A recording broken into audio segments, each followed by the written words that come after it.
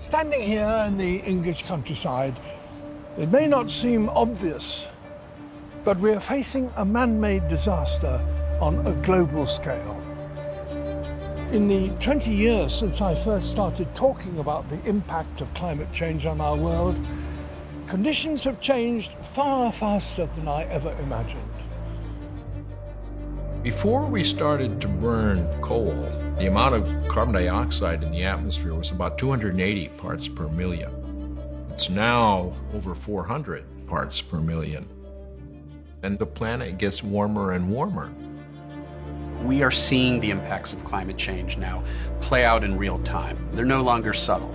We're not just talking about an inconvenience. We're talking about people's lives, their livelihoods, and their communities being damaged.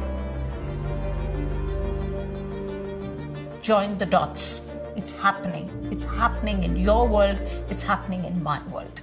And let's be very clear about this. It is going to get much worse.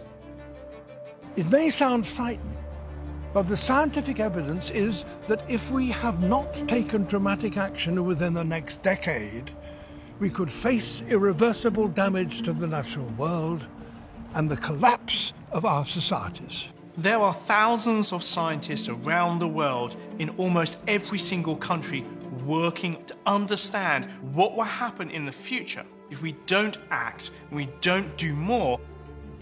They predict that if we carry on as we are now, where CO2 continues to increase, we would hit 1.5 degrees global warming by between 2040 and 2050.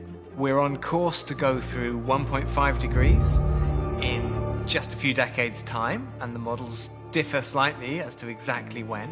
And not long after that, we're on a trajectory to go through 2 degrees. It really becomes difficult to see at such levels of warming how we're going to maintain our agriculture such that the population of the world can actually feed itself. And ensuring people have access to clean, safe drinking water will become much more difficult.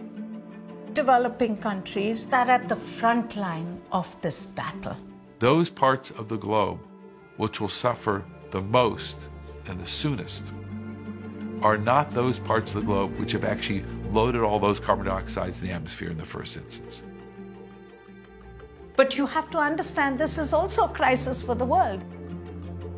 The fact is that if the poor are suffering today, then the rich will also suffer tomorrow. We're running out of time, but there is still hope. It's actually not that complicated. We need to shift our energy system away from fossil fuels that produce greenhouse gases and towards renewable energies that don't. We still have time to turn everything around, to pull the emergency brake and to take action. But that short period of time isn't going to last for long. There's a message for all of us in the voices of these young people. It is, after all, their generation who will inherit this dangerous legacy. We now stand at a unique point in our planet's history, one where we must all share responsibility, both for our present well-being and for the future of life on Earth.